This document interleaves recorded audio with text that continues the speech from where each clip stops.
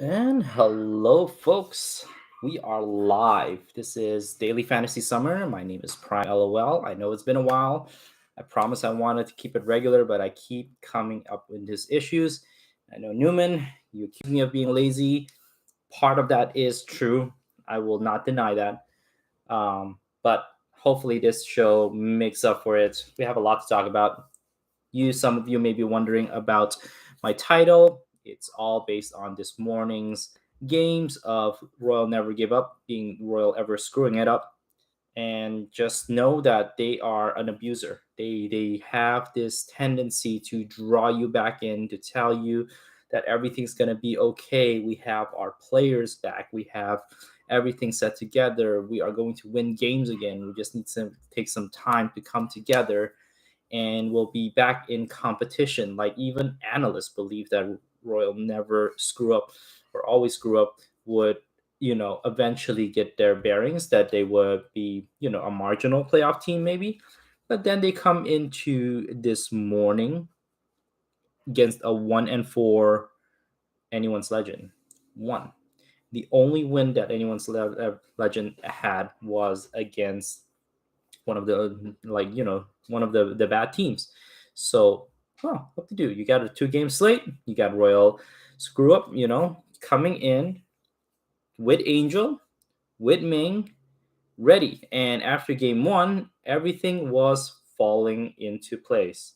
It looked like they were, you know, as they're as everyone expected, ready to just pounce on it, ready to begin able to look good again, and win our hearts back, and just do their thing to be the chalky play of the slate.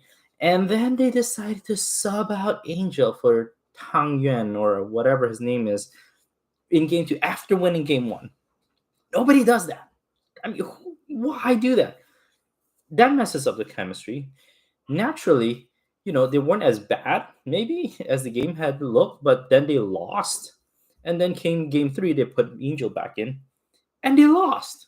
Like it wasn't even close in game 3. Anyone legend looked like an all-world beater, which they have not looked like at all in the whole year. So I don't know what the F that was. But RNG Me Too movement has begun. Hashtag RNG Me Too. You have screwed with us for the very last time. I'm sure you will have your games again. You will look better again. But this was enough is enough. I've been abused way, way too many times by this team. And they've taken my money. They've taken my life. They've taken my mental.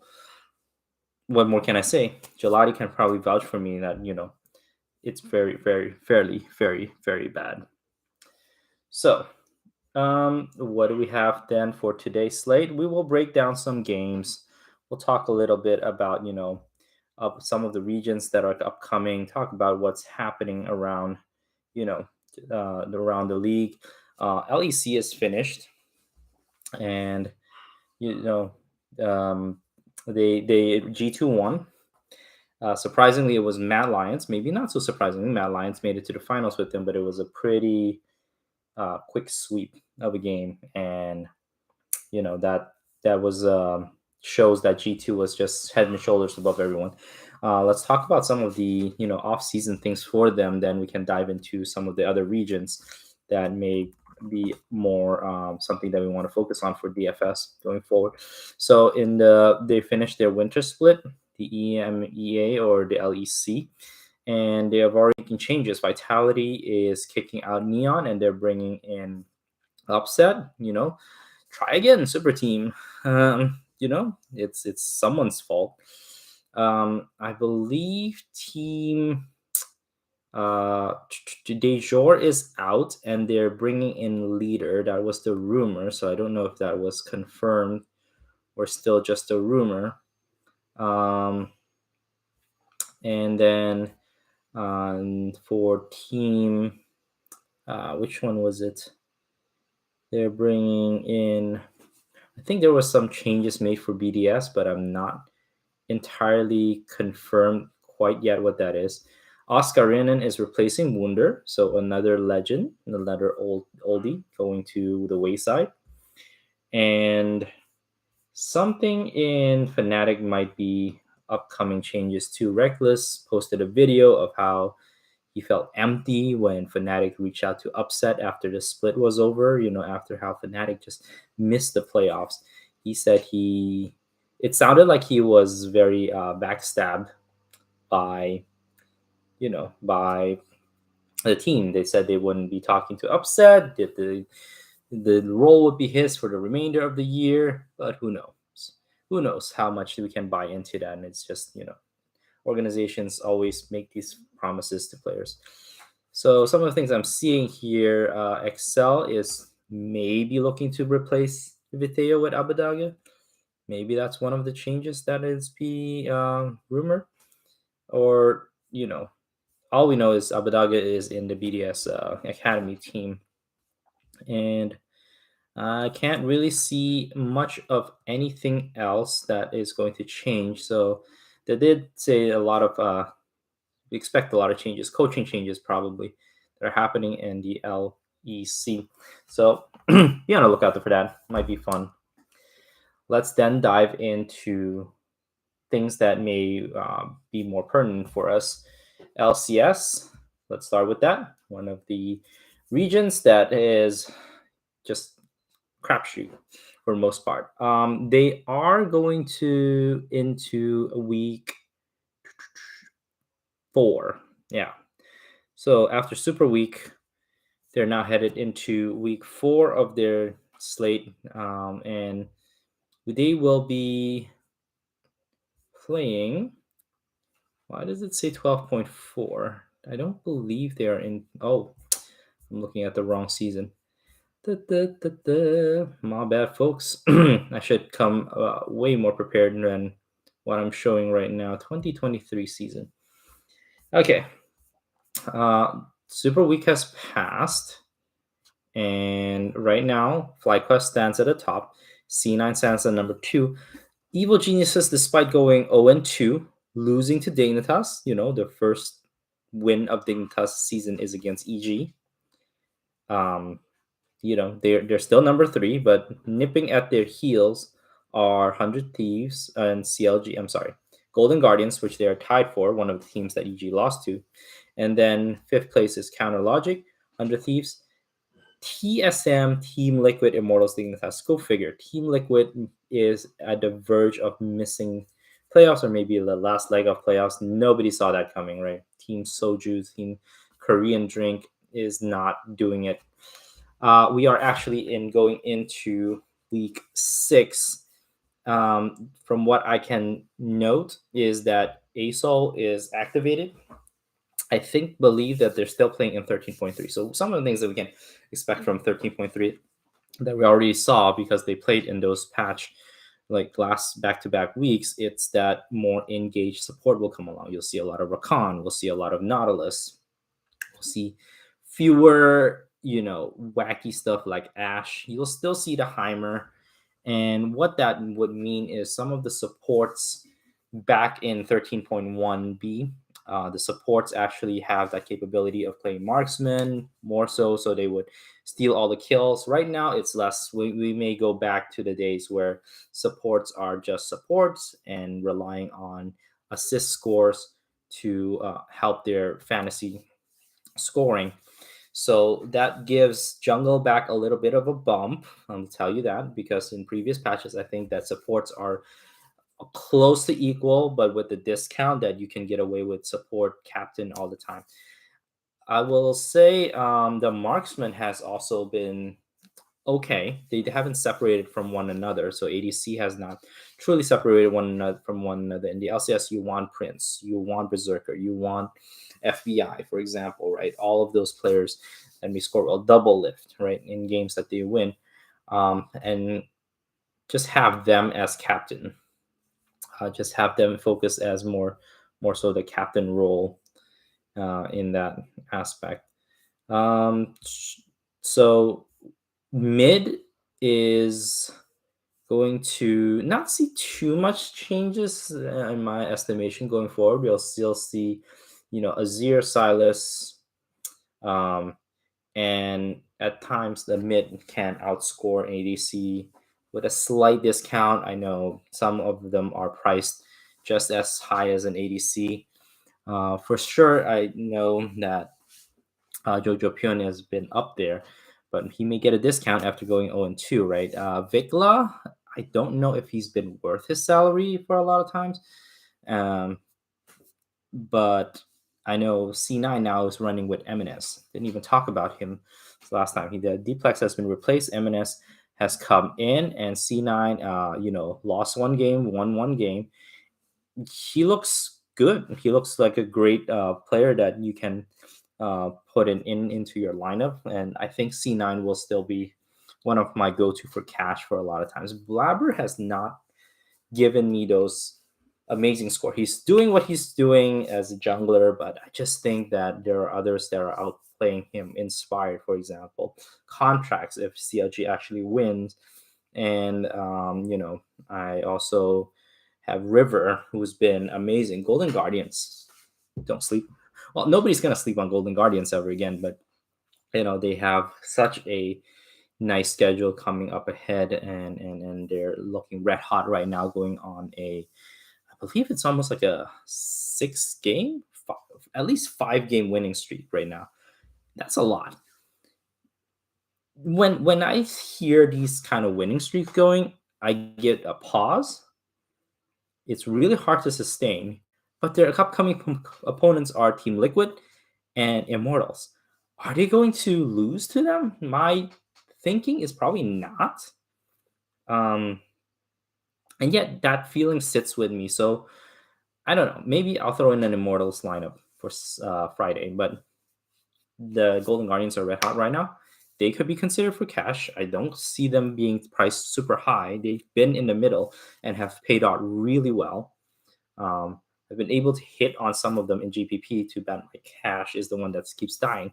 So if I can roll with Golden Guardians this week, I might just do it for the knowing that FlyQuest will be priced most expensive, and then follow that with a C9 maybe, and then in this instance I would think EG, and then Golden Guardians, leaving very much a lot of salary flexibility if you just full stack Golden Guardians.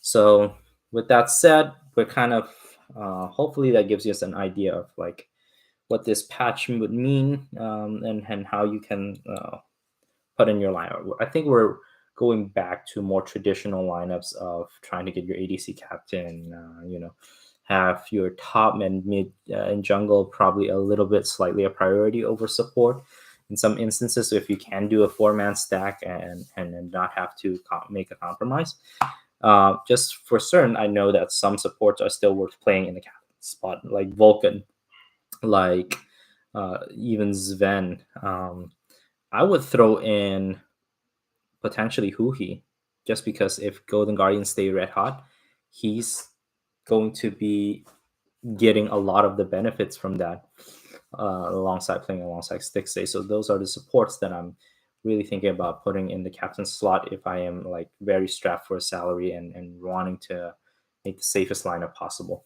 But with that said, I would say jungle, mid, ADC for your captains. Let's look into the upcoming week, and let's see if Bovada has anything to tell us. Right now, it's not pulling up the LCS for a bit. I have to go look for them. There we go. So, first game on the docket, CLG against FlyQuest. This is an exciting game. I think FlyQuest should win. They've been looking strong. The only hiccup was against TSM.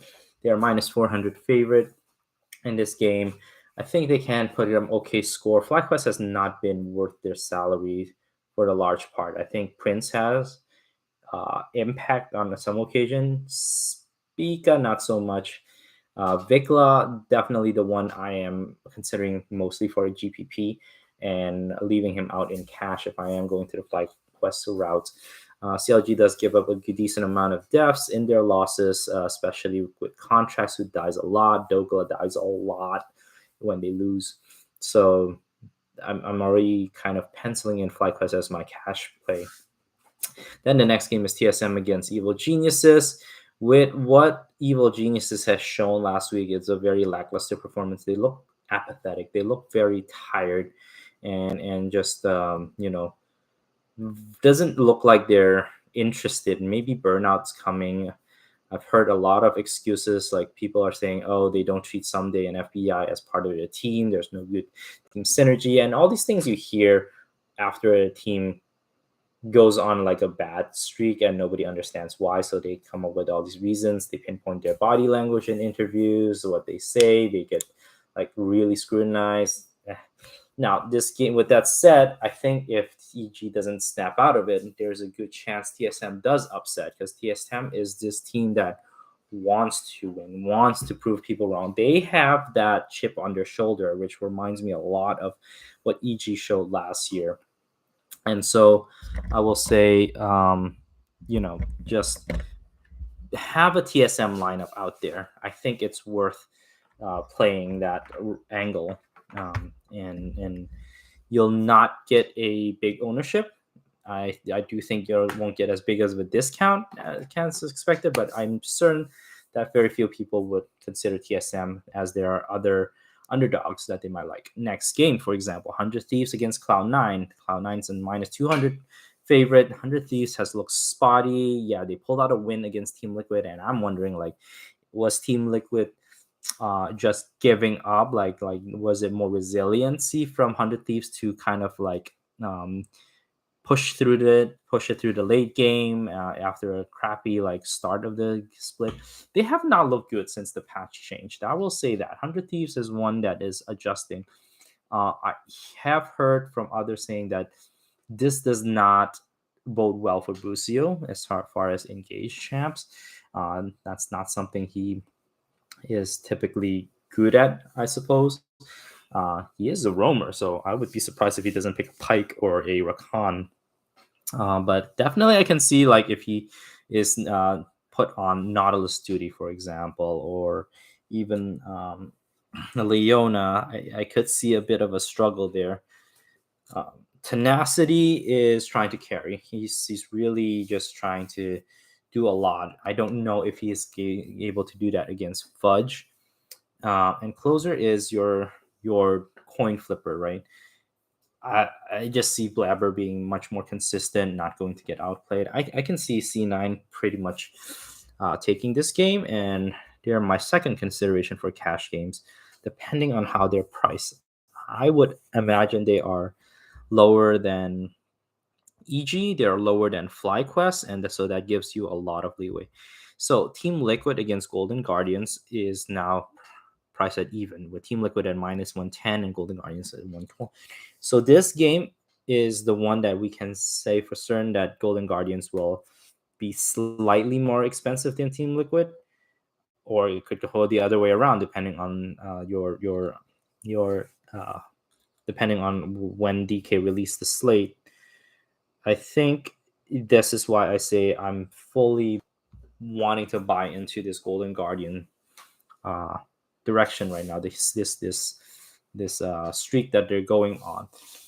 I'm not writing it out that Team Liquid just upsets them, so that's why you have to have a GPP lineup for Team Liquid. But Golden Guardians will probably belong in a lot of people's cash lineup, including mine, just because they're at heart right now. They showed they're playing a very good version of League of Legends. They may even be considered top 3 by the way they've handled their last few opponents, and they did not have a cakewalk. Let me pull up the schedule. Golden Guardians in the last week, they beat Cloud9 and they beat Evil Geniuses, right? 2 of the top 3 teams. And on Super Week, they run their they beat 100 Thieves to close out the week. They beat Dignitas, which is nothing to stand for, but they beat TSM as well. So they didn't beat just crappy teams. They were beating very good teams. I think it's safe to say people will likely flock to Golden Guardians. Am I afraid? Of course, I'm always afraid. I'm a chicken.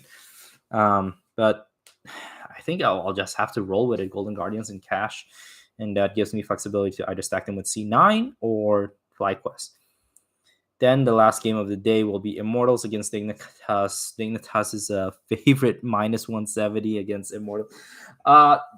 Roster update: Immortals is replacing Ablazov with Bolulu, and if I remember correctly, I've seen Bolulu play in either ERL or maybe it was Worlds with the Turkish league. I can't remember. Upgrade maybe. Blaze seems to have some mental block or something that he's need to dealing with. Hope the best for him, but this is a different Immortals team. Of course, Dignitas is also rolling with a different ADC that Tomo that beat EG. Look, this screams like a very boring game to me. By the way that Dignitas always wanted to play is to avoid risk, which makes for a very, very boring game. And despite this being the last game of the day, I don't think I'm not expecting a Fiesta potential. I am actually just expecting. Will I pay for it? Absolutely, because I've always they gave up FlyQuest, so it's not out of the realm of possibilities. Two teams, they've been scoring as one of the lowest death per loss teams, and yet they gave up the most death last Friday. So I'm very, very much, I don't want to chase the recency bias. And then in my head right now, it's saying, oh, the past changed. Maybe they try to be more aggressive, and then they'll give up a lot of kills, and it becomes a huge crap fest at the end of the day. Game stack it if you want, but I'm not going there. Looking into Friday, then it's CLG against 100 Thieves. This is a fairly close matchup. We'll see how CLG kind of carries themselves after a loss against FlyQuest. Yes, I'm already assuming that CLG will lose, and how 100 Thieves did against C9. And then Dignitas against C9. This is a depressing for the points of C9. I do think C9 will be safe to play. Then FlyQuest will play against Evil Geniuses. This should be a marquee and top game, and there's a lot of drama going on between Vulcan and Ayla, and also Jojo wanting to play against Vikla.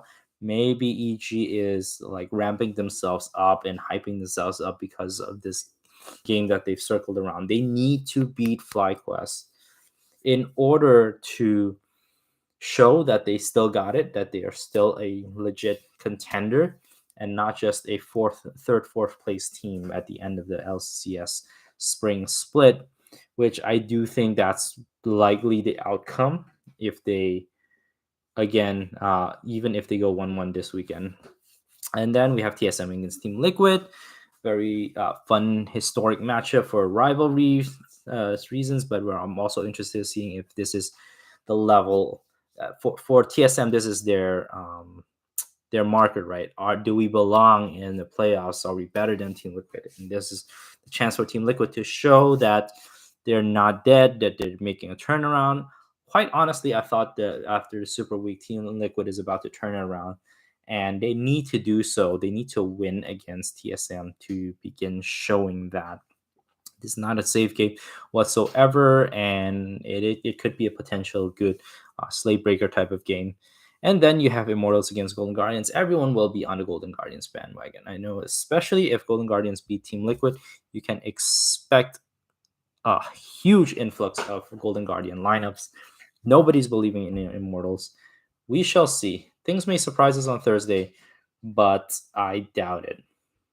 So let's look at the other leagues. Then what is up with the LCK? The LCK right now has Team T1 leading the pack, separating themselves at 11-1 record. Their only loss, surprisingly, came in against I think Hanwha. And then followed up by Genji at 9-3, D plus Kia 8-4, Hanwha Live Esports at 8-4, Live Sandbox at 8-4. You got a very big tie at third place. Then KT Roaster 7-5, Fretted Breon 4-8. Then Junk Everything else is junk with no more than 2 wins between KDF, DRX, Nongshim. Nongshim being a challenger team. So um, for the most part, I think this has been an exciting region to watch. Their scores have come down a lot since the start of the seasons, when back then they could actually match up well against the LPL in scores, even in those mixed slates, right?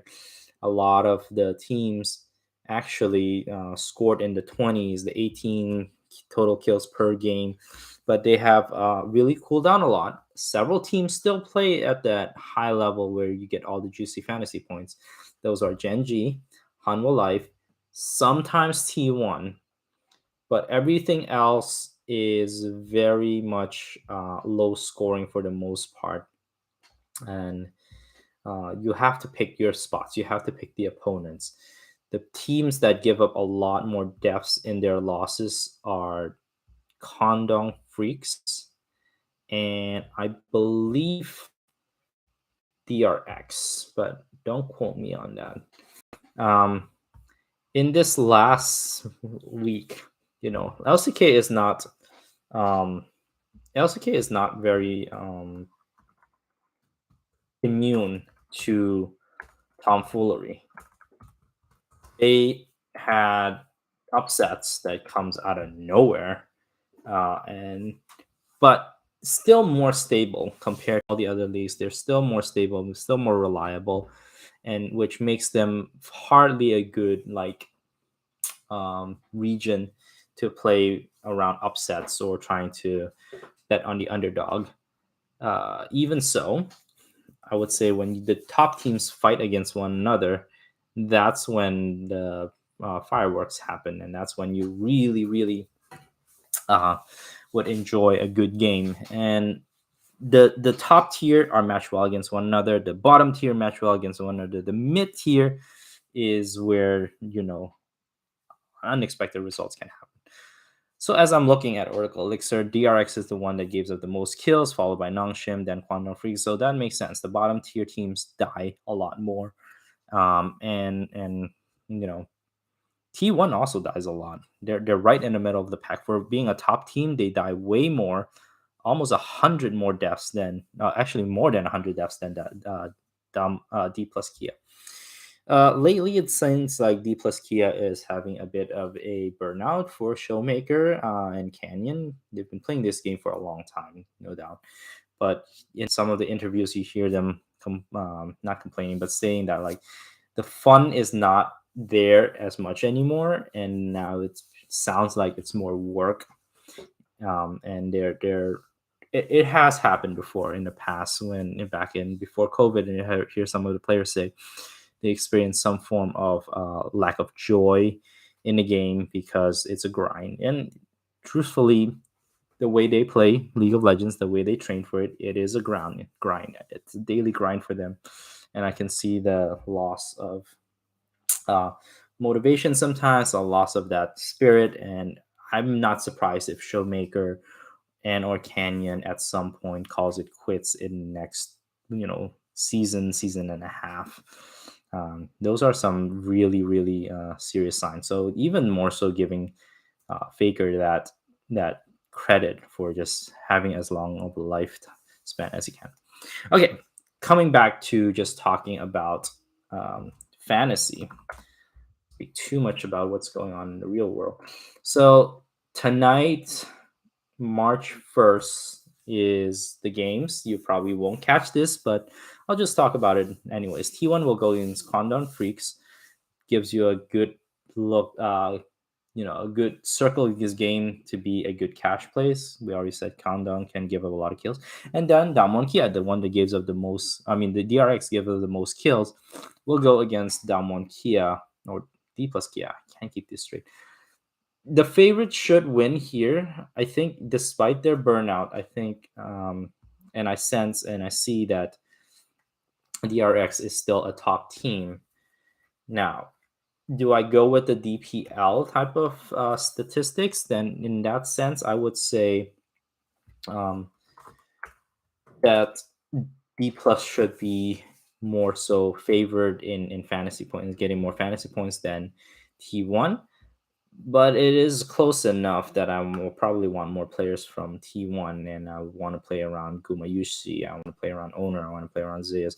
I want to play around Kiria because he is still running those ADCs for support. So he's getting some of those kills that should belong to Gumayushi. Very, very much of a headache. And one game he can go like traditional support, and then the next game he goes for what do you call it? They go for marksman support. It's really hard to predict, but carry a captain, I'm up for it. I would likely do that. As for Damwon or D plus, you want the top side and depth. I think Showmaker, I think Canyon, depth, all of those are good to prioritize as captains. Check out some stats here that maybe have helped to us.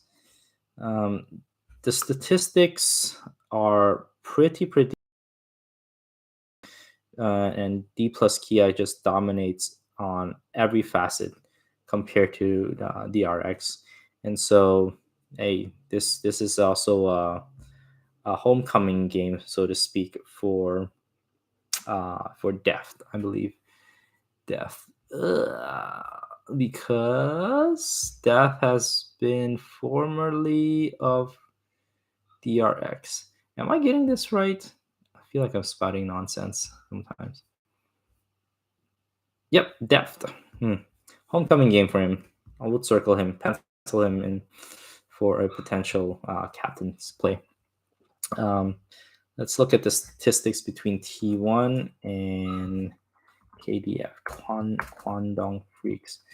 And we see pretty much a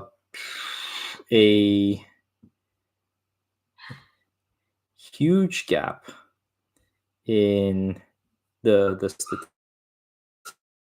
statistics. The early game are very comparable, but Kwandong has like a terrible transition to mid game.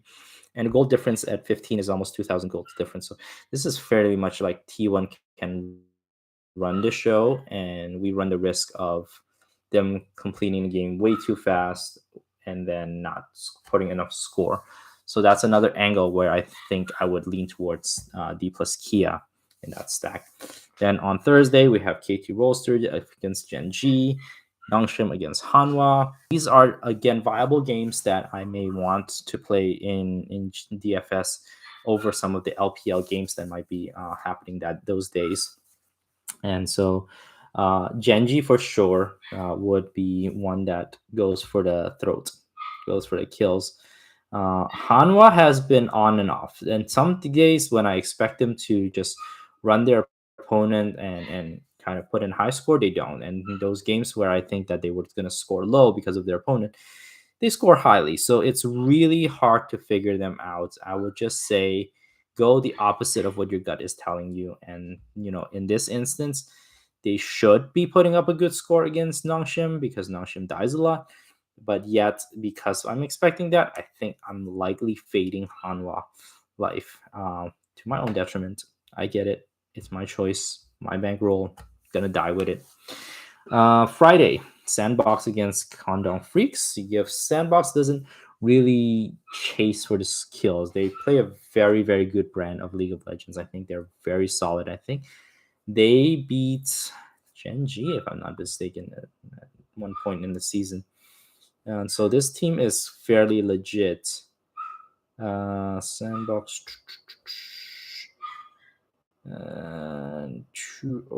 They beat Damwon. They swept Damwon Kia. Okay. And split a game with Genji. So they are pretty strong, solid team that I don't want to ignore or avoid. But I don't expect a lot of good fantasy points from them. So maybe play their team spot, even though they're playing against Kwandong.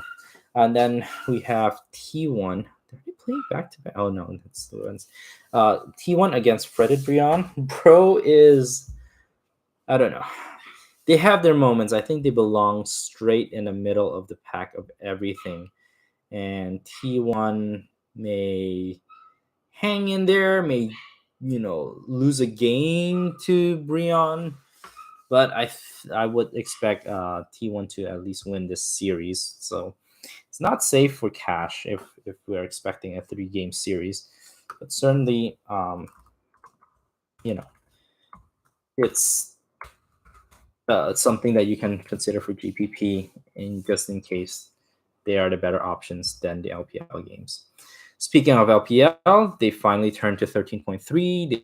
They skipped. It took a long time to make this transition, and now we see a lot of teams that did well in the early season suck in the late in this part of the season, and so some of the things we have to be mindful of that is that these LPL teams are super meta dependent, and that if something changes and they just don't adapt as quickly, the good teams will eventually get there, and so if they have a soft schedule like TES this morning, then great.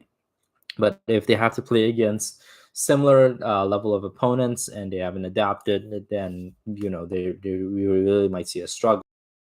Teams like well, speaking of which, Wednesday will begin with OMG against NIP. NIP has been sucking a lot, even more so since the patch change. They're going back to pout and mid, and so uh, it'll be hard to figure out like which NIP will show up. I think for myself, OMG is likely the better, safer play, but with these two teams, it's really hard to tell because OMG is not exactly the model of reliable either. I pegged them to have won certain games and they lost. They beat Invictus, another team that did well in the early season but just sucked right lately. And Invictus, that is, they lost to Ultra Prime. That team's not good. That team has Baolan, that has Ching, Harry, not good. They beat Thunder Talk, which I thought was at least better than Ultra Prime. They lost to Rare Atom. So there might be a pattern here. I'm seeing that OMG is like they win one game, they lose one game, win one game, lose one game. It's just like a back and forth constantly. And it's like within the week, they will win a game and they will lose a game. And that pattern has held. So this week will be their first. They already wait. No, this will be their first game of their week. So they probably will win this game if the pattern holds. And then the second game of the slate is some pretty strong players too. Besides the Shy, I have to think about. They have Karsa, I think, and yet unreliable. Weibo has been far from reliable. So yeah, LGD beat Fun Plus Phoenix, which Fun Plus is just sucky. Can't expect much from them. And then they beat NIP of last week. I don't know what to tell you. This team doesn't have a lot of great talent. So if they win, it's another upset in the making. I just don't know what to expect from Weibo. And Weibo is another one of those teams that I predict one thing and they do something different. It's frustrating. It's really frustrating to know which Weibo shows up for me. But in cash, you probably will have to go back there. So, Weibo is almost like that, almost like OMG, where they win one game and lose the other game within the week. The only time that they win both their series is in the second week when they beat JDG in a 3-game series. But outside of that, they've been giving up one game and then winning the other game. It's just this team is easily one of that gives me headaches all around. They do not look like they have adjusted well to 13.3. That much I can say. They will have to. I believe in Crisp. I believe in Light. I just don't believe in Xiaohu. He's probably the weakest link of Weibo right now. So there is that. Let us talk about Thursday slate then, as we go for LPL Thursday. We have. Let me bring back Bovada in here. Thursday, we have Fun Plus against Thunder Talk. Thunder Talk is a minus 350 favorite. I think they should be. Fun Plus just sucks. They have good names, but they just suck overall. And then we have JDG against Team WE, which is a minus 1600. Wow, if there is a match fixing going on, I bet you that JDG somehow lose a map against WE for no reason other than there's match fixing going on. I'm fully bought in that in China there is like nothing is safe because someone is betting on something and random team loses because of that. But JDG will be popular. JDG should be your chalky stack for the Thursday slate. Looking into Friday slate, we have Rare Atom against Invictus Gaming. Invictus is only a minus 150 favorite. Rare Atom's not good, but Invictus has just looked bad in this transition. Our hope is that they can bounce back and they figured something out, because I really did like team and the way that they play, but right now you just can't say that they're in good form, and Rare Atom has those potentials to upset lowly teams. Sometimes I call it upset, quote unquote. This is an upset in the making. It's not a safe game, and I would probably default more to an LCK type of stack instead of relying on this game. And then you have BLG against LGD. Again, BLG is unreliable. Despite being a minus 700 favorite, I just have zero faith in this team. And this Friday might be a double LCK day. I think that's probably the right route I will go towards. So, guys, thank you for joining me. I think that this is a random out of nowhere type of show that came out from nowhere. But hopefully, if you are watching this on replay, thank you for tuning in. Join me again soon. I will be doing some more breakdowns. I'm hoping to invite a couple more guests. I've had a blast last time with free rolls. So until next time, if I don't win, I hope to see you at the top of the standings. See you in the Rift.